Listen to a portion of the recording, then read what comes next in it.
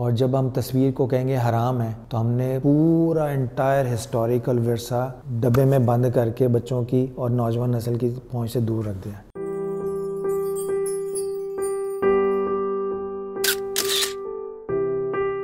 और बच्चों को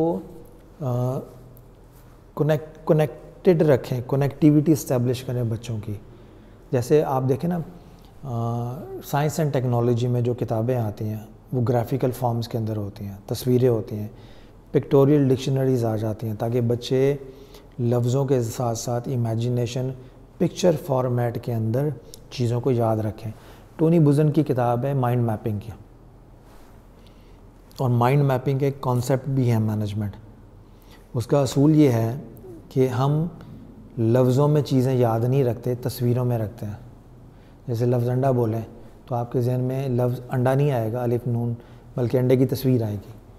तो साइकोलॉजी का ये एस्टैब्लिश प्रिंसिपल है कि हम सोचते तस्वीरों में हैं, और जब हम तस्वीर को कहेंगे हराम है तो हमने वो पूरा इंटायर हिस्टोरिकल विरसा डब्बे में बंद करके बच्चों की और नौजवान नस्ल की पहुंच से दूर रख दिया।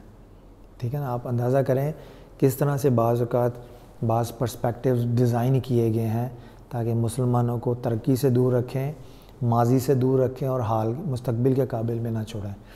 तो बच्चों की जो अब नॉर्थ अमेरिका में आप देख लें इस्लामी कार्टून बनते हैं। ठीक है, हज़रत सल्लल्लाहु अलैहि वसल्लम की अभी बिलाल मूवी आई है, कतर में बनी है, शानदार मूवी हज़रत बिलाल की सीरत के ऊपर है। तो वो जो मीडियम जिसके ज़रिए ईवल फैल रहा है, जब उसके ज़रिए आप यानी हक़ और सच्चाई को फैलाएंगे तो वो जो मेथोडोलॉजी है या वो जो एंटरटेनमेंट का चैनल है वो इतना पॉपुलर है, इतना कैप्चर कर लेता है, उसके ज़रिए जब आप इस्लाम फैलाएंगे तो उसके इम्पैक्ट क्या होंगे। फ़िल्म मैसेज आपने देखी होगी, ठीक है ना। उसको देख के कई ब्लैक्स मुस्लिम्स हो गए थे। आज भी अगर आप देख लें, बने हुए भी कितने साल हो गए हैं, आज भी देखें तो ईमान ताज़ा हो जाता है, बंदा एक तरह से कैप्चर हो जाता है उस पूरे एनवायरनमेंट में। इस्लाम को समझ ना हो तो 1.5-2 घंटे की फ़िल्म देख लें आप, पूरी पिक्चर आ जाती है। इसी तरह मॉडर्न मीडिया को इस्तेमाल करते हुए बच्चों को लेटेस्ट टेक्नोलॉजी से मुतारिफ़ भी करवाएं और साथ साथ वैल्यू बेस्ड इस्लाम पढ़ाएं।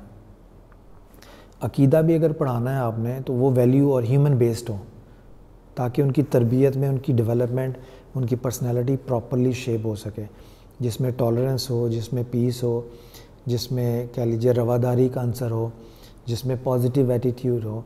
ये सारी टर्म्स आपको इस्लाम में मिल जाएंगी। खाना खाने के आदाब हैं, चलने के आदाब हैं, जिस तरह हम हॉस्पिटैलिटी में जाते हैं टेबल मैनर्स हम सिखाते हैं, कितनी किस्मों के चम्मच हैं, आपने खाना कैसे खाना, प्लेट में कितनी किस्म के गिलास हैं, ठीक है ना, आपका खाने का चम्मच कौन सा है, डिज़र्ट का चम्मच कौन सा है, कॉफ़ी की 1000 किस्में, हालांकि मुसलमानों की ईजाद है तो वो उसकी भी 1000 किस्में हैं।